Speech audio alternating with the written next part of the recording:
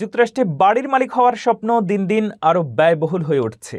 নতুন তথ্য অনুযায়ী এখন 242টি শহরে স্টার্টার হোমের মূল্য $10 লাখ ছাড়িয়েছে। কেন এত দ্রুত বাড়ছে বাড়ির দাম? কোন এলাকাগুলো সবচেয়ে বেশি ক্ষতিগ্রস্ত এবং বিশেষজ্ঞরা কি বলছেন? বিস্তারিত জানুন রিপোর্টে।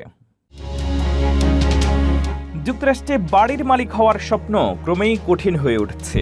নতুন এক রিপোর্টে দেখা গেছে দেশ জুড়ে এখন রেকর্ড 242টি শহরে স্টার্টার হোম বা প্রথমবারের ক্রেতাদের জন্য উপযুক্ত বাড়ির গড় মূল্য $10 লাখ বেশি। রিয়েল এস্টেট প্ল্যাটফর্ম জিলোর তথ্য অনুযায়ী 2020 সালের এমন শহরের সংখ্যা ছিল 80টি।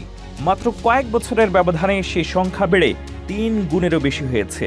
বিশেষজ্ঞরা বলছেন এর প্রধান কারণ দীর্ঘদিনের আবাসন সংকট এবং নতুন বাড়ি নির্মাণের ঘাটতি।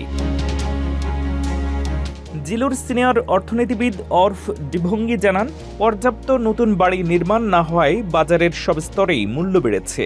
মহামারীর সময় কম সুদের ঋণ এবং মানুষের স্থান পরিবর্তনের প্রবণতা বাড়ির চাহিদা আরও বাড়িয়ে দেয়, যার ফলে দাম দ্রুত ঊর্ধ্বমুখী হয়। ক্যালিফোর্নিয়ায় সবচেয়ে বেশি 105টি শহরে স্টার্টার হোমের মূল্য $10 লাখ বেশি। তবে নিউ ইয়র্ক এবং নিউ জার্সিতেও দ্রুত এই প্রবণতা বাড়ছে। বিশেষ করে নাসাউ, সাফোক এবং বার্গেন কাউন্টির মতো এলাকাগুলো এখন সবচেয়ে ব্যয়বহুল আবাসন বাজারের তালিকায় রয়েছে। তবে কিছু রাজ্যে পরিস্থিতির উন্নতিও দেখা যাচ্ছে।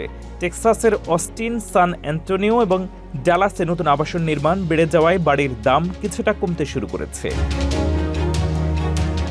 বিশেষজ্ঞদের মতে আবাসন সংকট মোকাবেলায় স্থানীয় সরকারগুলোকে নির্মাণ সংক্রান্ত বিধিনিষেধ শিথিল করতে হবে এবং আরও বেশি বাড়ি, টাউন হাউস এবং কন্ডো নির্মাণের সুযোগ তৈরি করতে হবে। বিশ্লেষকদের ধারণা, পর্যাপ্ত আবাসন সরবরাহ নিশ্চিত করা না গেলে যুক্তরাষ্ট্রে বাড়ির মালিক হওয়ার স্বপ্ন ভবিষ্যতে আরও ব্যয়বহুল হয়ে উঠবে।